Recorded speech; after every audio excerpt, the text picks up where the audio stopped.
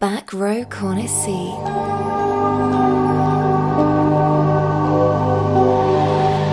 Movie reviews from the far side.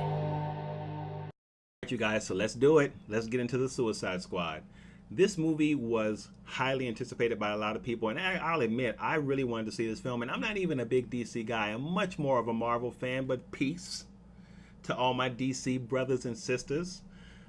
I was excited about this film because I really felt like this film could be a win for DC, a home run, and DC needs a home run. And no one can deny that DC has some of the most iconic superheroes that there ever were.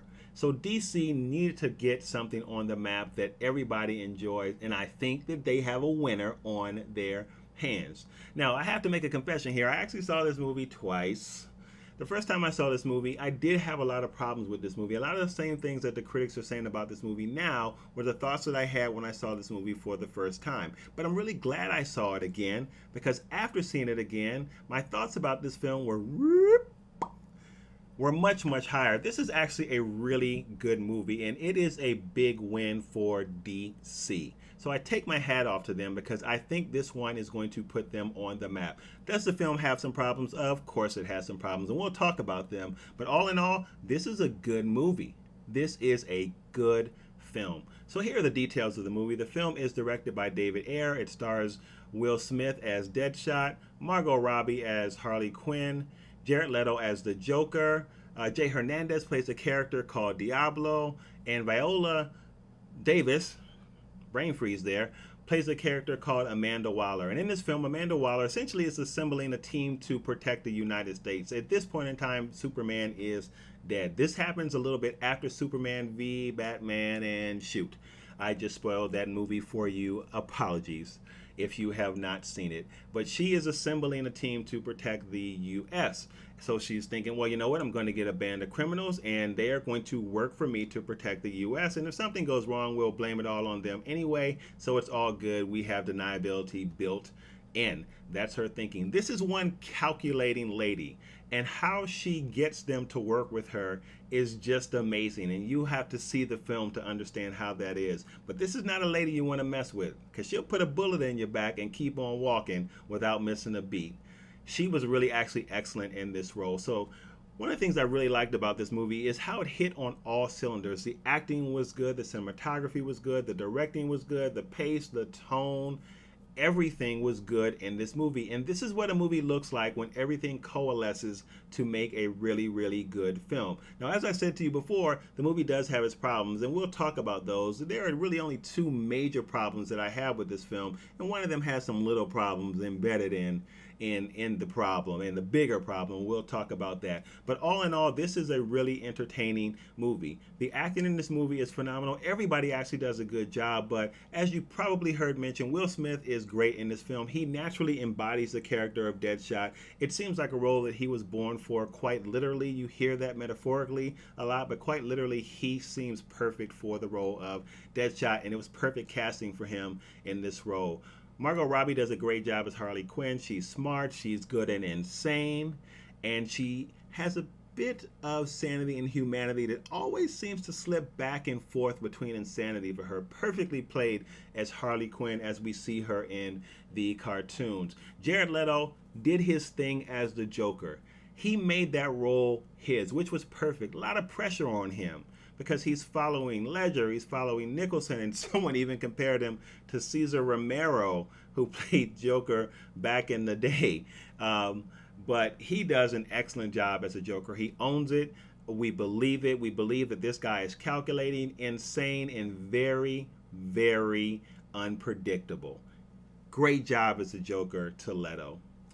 Jay Hernandez plays Diablo, who is massively powerful, more powerful than we realized in the beginning of the film, but he's kind of redeemed himself. He's kind of changed his ways, and he has more or less become non-violent. And it's really interesting to see how his character develops and how he deals with that disposition throughout the film. But he does a fabulous job there as well. And as I mentioned, Viola Davis as Amanda Waller, she's just calculating in cold. And it is really, really impressive how she controls all of these different villains and the different aspects of what goes on with them throughout this film. She is very, very impressive in this movie as well.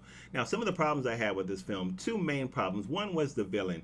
This is a villain that is massively powerful. If you get the chance after seeing this movie, Google this woman and see what she can do. And they really, really did tamp her down. They underpowered her for this film, which is a missed opportunity because some of the epic battles that they could have had when conflicting with this foe were not taken advantage of in this film. And it's unfortunate because it really, really would have made for much more of a climactic interaction between the Suicide Squad and that particular villain. And it's unfortunate that we don't get to see that. But make sure you Google her and see all that she can do. So I don't understand why they powered her down so much. That was a missed opportunity. I have to say that. There was one character in this room in the film I'm thinking, why are you here? Why are you here? Why are you here? Why are you in this movie? That's all I'll say about that. You'll see what I mean when you see the film.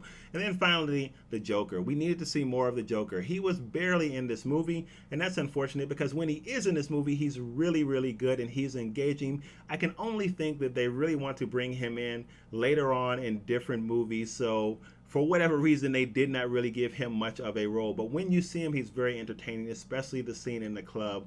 I really, really enjoyed with him. So Jaret Leto again does a great job as the Joker. There is some pacing problems towards the middle and the end of this movie. It does kind of get a little funky in terms of the cutting and the editing of the movie, and I feel like that was done to really kind of drag out the conflict between the Suicide Squad and the villain, but it just doesn't work well. It's confusing. The cuts don't make a whole bunch of sense, and it does begin to kind of grind the wheel as we move slowly forward to the final confrontation between the Suicide Squad and the main villain in the film, and that just doesn't really work for me. That was another problem I had with this film as well. But all in all, I think the Suicide Squad is a very, very good movie, definitely worth your cinematic dollars, so go check it out. I'm giving the Suicide Squad a B. Go check this out. I think you'll enjoy it. Hey, thank you so much for taking the time out to watch this review. I really do appreciate it. Please connect with me on my social media links. You can see them there to the right and to the left. And don't forget to hit that big yellow subscribe button. Help me on my quest to trying to reach 100 subscribers. It's my first goal. I appreciate your support. And I will see you guys on the next review. Take care and bye-bye.